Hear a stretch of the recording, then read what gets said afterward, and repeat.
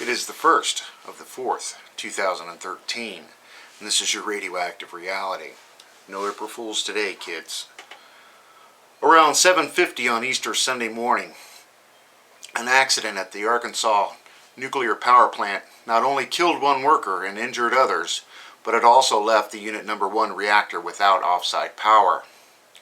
Workers were using the Number 1 turbine temporary lift device to move a main turbine generator straighter, which weighs over 500 tons, out of the turbine building when it fell. The lift crane failed, dropping the load, which resulted in a crash which is heard by local residents miles from the site, and tripped the Number 2 reactor. There was one known fatality and 4 known serious injuries to workers, and they're reporting injuries up to 8 of them. The event caused a loss of decay heat removal at Unit 1, which was restored some 4 minutes later, and the Unit 1 lost all off-site power. The emergency diesel generators were started and are supplying backup power. At 10:33, over 2.5 hours later, Unit 2 entered a notification of unusual event due to damage to the 2A1 switchgear, which this thing landed on. Unit 2 entered hot standby mode and decay heat being removed via steam dumps to the atmosphere. They're dumping the steam into the atmosphere. Let's hope it's not leaking. At this time, the full extent of structural damage of Unit 1 is not known. Unit 2, 2A1 switchgear was damaged and currently de-energized, but no other equipment at Unit 2 was reported damaged. And there's a lot of we don't knows and funny things going on with this story. We're definitely going to have to cover this. E&E News. Major oil spill in the U.S. after pipeline bursts 40 miles from this Arkansas nuclear power plant at emergency level 4. They're saying it's like a river of crude oil. Over 500,000 gallons were spilled, and big crazy things going on in Arkansas today. Air detection teams were deployed after the U.S. nuclear power plant accident. Evacuation signs were posted throughout community. Concerns over building stability. Worker, quote, worst thing to happen in 30 plus years, and this is the Arkansas Number 1. And U.S. nuclear plant steam dumps into atmosphere. No known primary to secondary leakage. Full extent of damage unknown. Additional staff brought to the site, but don't worry folks, everything's completely under control. They got a map out. Series of sea snail now entirely extinct in large area around Fukushima nuclear power plant. And the ecosystem is severely damaged and or destroyed by this nuclear accident, where we have 3 confirmed meltdowns and through into the atmosphere. Japan Prime Minister discusses restarting Fukushima Daiichi reactors. Safety to be confirmed. Like they'll ever get these things back up again. CBS Los Angeles, dead sea lions everywhere. Rescuer, I've never seen anything like it. We would never have imagined the numbers. The expert, no oceanographic explanation for what we are seeing. Again, no oceanographic explanation for what they are seeing on the California coast. And sea lions are just a single species in a long line of economic disaster that is the Pacific Ocean. Many people have reported medical problems since the Fukushima nuclear disaster began. They got video out on that. Radio, energy pendants, very popular on internet. Radioactive dose of 200 millisieverts per year detected, much higher than nuclear worker limit, to be worn around the neck.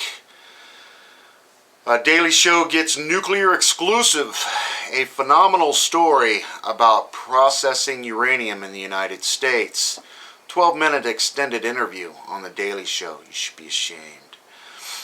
Yeah,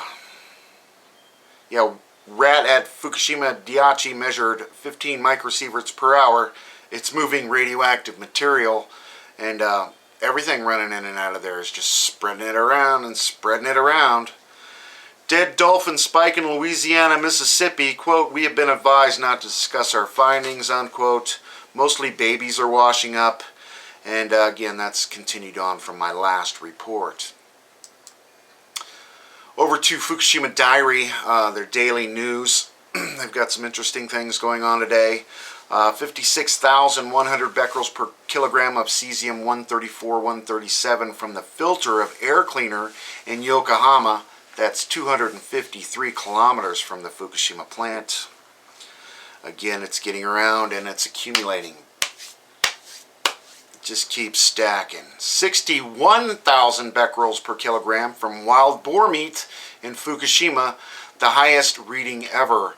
And I remember seeing a report in Europe after Chernobyl where they were telling people not to hunt these wild boars because they eat the mushrooms. And the mushrooms really, really soak up this radiation. To be expected. TEPCO to restart nitrogen injections to reactor number 1. The volume of gas is 40% more than last time, which means they've got to inject nitrogen into these reactors. What's going on? I wonder. Nuclear Emergency Response Headquarters lifted the shipping regulations of flounder from Miyagi. Small fish kill, 100 small fish found dead in the city of Fukushima. The reason is unverified. Japan government plans on using imported food, plans to ban using imported food ingredients for their school lunches, which means the only thing they're going to be serving in their schools in Japan is local. 44 countries restricting import of food from Japan may present case to the World Trade Organization. 44 countries and regions are still restricting imports from Japan, though Canada and Mexico lifted the importing restriction. China still bans importing all kinds of food from the 10 prefectures. South Korea is also putting regulations on importing spinach, fish, mushrooms, etc. To be expected. They don't plan to lift the regulations yet, but you better believe they're working on it. Too much money to be lost.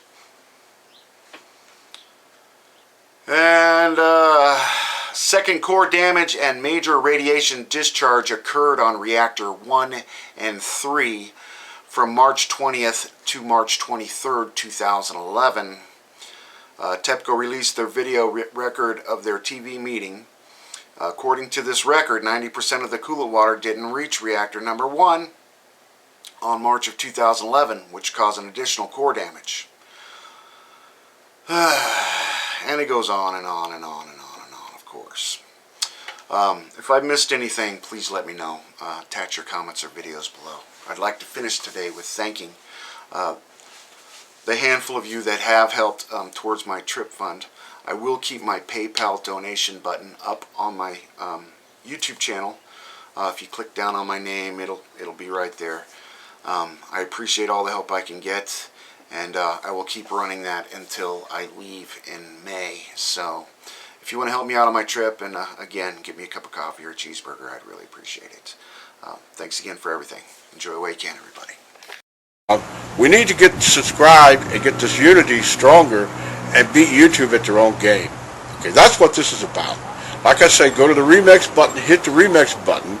That way you'll have this video and keep up with this. Otherwise, YouTube's just going to control us, guys, and it's really bad.